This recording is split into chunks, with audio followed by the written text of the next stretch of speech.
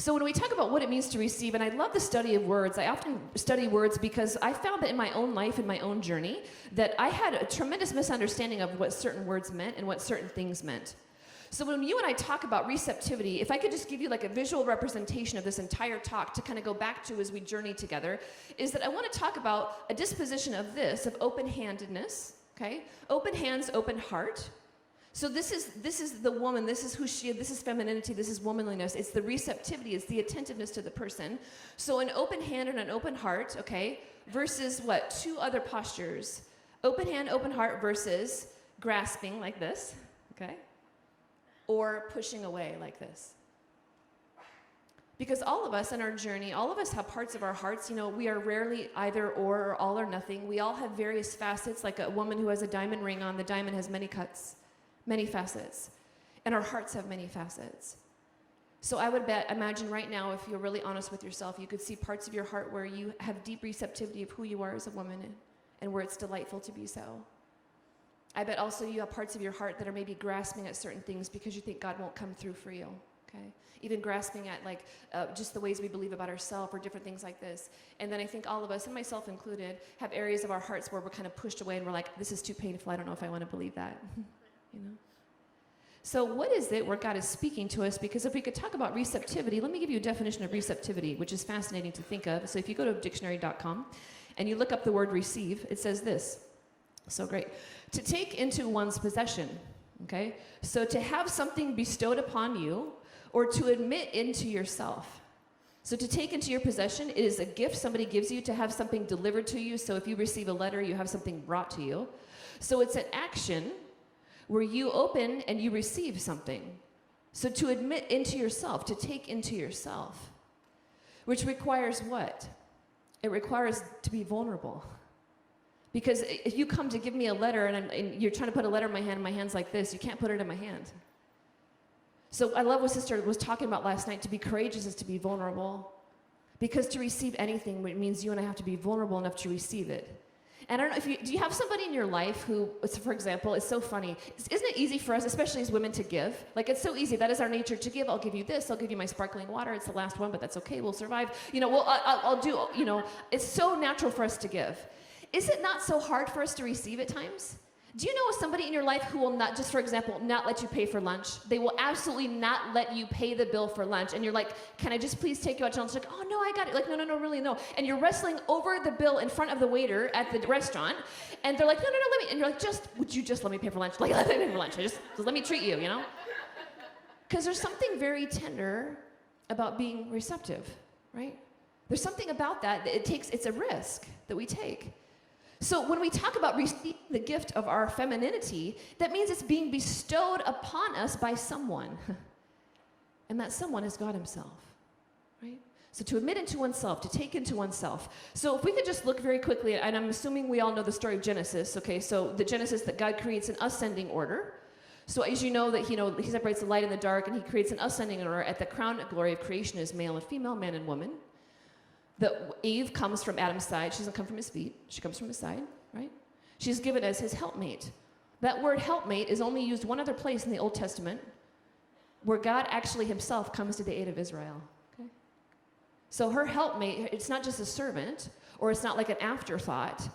She's literally the helpmate of God, God's power that God gives, the receptivity, the reciprocity of the both. And we see in creation that throughout civilizations, throughout history, that God's created people and cultures and civilizations, and one day our civilization might pass away too, and God will create other civilizations. He has only ever created male and female as a revelation of himself. So you, as you sit here, and it's almost, when we talk about John Paul II's theology of the body, which is the study of God in our bodies, which even that reality can just kind of be a cognitive distance, like ooh, my body? Like the study of God in my body? The revelation of who God is profound, my dear sisters, in who you are as a woman. And it is the answer, the revelation of people want to see God face to face. And they see God face to face in you in the profound way that he's revealing himself in you. So I love this. Catechism number 239, absolutely beautiful, because we talk about the giver of the gift, says this: By calling God Father, because we talk about God as the origin, that God gives, he bestows the gift of femininity upon you and I. By calling God Father, the language of faith indicates two main things. That God is the first origin of everything and transcendent authority, and that he is at the same time goodness and loving care for all his children. So we see the gift of masculinity in that respect, okay? But then the Catechism says this, and this profoundly pierced me as I pondered it. It says this: God's parental tenderness can also be expressed by the image of motherhood, which emphasizes God's immanence, the intimacy between creator and creature. Immanence, I-M-M-A-N-E-N-C-E, immanence, which means the indwelling. That the reality of you as a woman, that you are the first revelation of the intimacy between God and man, because as a woman takes a person into herself, she literally creates, she receives a seed from her husband. Dr. Alice von Hildebrand says, we talk about women being receptive, and she's like, it's not a passive receptivity. What happens with a woman when she receives the seed of her husband, she receives a microscopic seed and she gives back an immortal soul. She receives a microscopic seed and she gives back an immortal soul. So you see God's immanence, this revelation of the tenderness of God, the revealed in a woman is the revelation that God is very close to us. It is the woman in a family that brings tender communion. And she's a place of refuge, just even the way our bodies are made, our bodies are soft and they're round, We usually smell better than men, it's just kind of, we're made to gather people in. What happens on Christmas cards every year is you see one of the most tender images of Mary, caressing Jesus, like holding her in her heart. To this day, to this very day, it is said that still men dying in battle on the fields of war will always call for their mother as they're dying. And we look at this reality, that's etched into your soul, it's etched into your body, it's this revelation of who God is. That he comes for us. And we see one of the most, Isaiah 66 verse 13 says, as a mother comforts her child, so will I comfort you, and you will be comforted over Jerusalem. That's what a woman does. And as a mother, we talk about this revelation of motherhood. Motherhood is the most mature identity of a woman, because before she's a mother, she's first a daughter. So that's your primary identity as daughter of God. You came into the world as a daughter. And what do daughters learn? You look at the building blocks of femininity. Okay, so when we talk about kind of where we're going, you look at the building blocks of femininity. So every single woman comes into the world as a daughter. Daughter of God, daughter of your parents, And what do you learn as a daughter? You learn things like how to trust, how to pray, or how to play. Hopefully how to pray too, right? How to play, which is very important. Play is very important. How to trust, how to obey. Obey meaning obedire, which means to listen, to hear. Right? And so from being a daughter, we become sisters, biological sisters, sisters to others in humanity. So what do we learn as sisters? We learn how to challenge one another. We learn how to be for one another. We learn how to get along, how to belong. How do you look at somebody else and receive their gift? Many times our broken places come from these very small areas of our life where we're, instead of, receiving of who we are, we've had trauma in our life or deep pain in our life, and so we become competitive, or we become, we don't trust, and so God is speaking into these things. So every woman goes from daughter to sister, and then she goes to bride, right, to wife, where she learns how to what? How to be chaste, how to love well, how to love rightly ordered, how to have passionate, deep, authentic love that blesses the other, that receives the other like this, that's not grasping at them, that's not pushing them away, but it's receiving them and blessing them and calling them to be who they are, of how to give the gift of oneself, how to bless. And from there, she becomes a mother. And what is a mother? She's a refuge. She nurtures, she protects, she guides, she brings about tender communion. She's a place where people can go and safely be loved.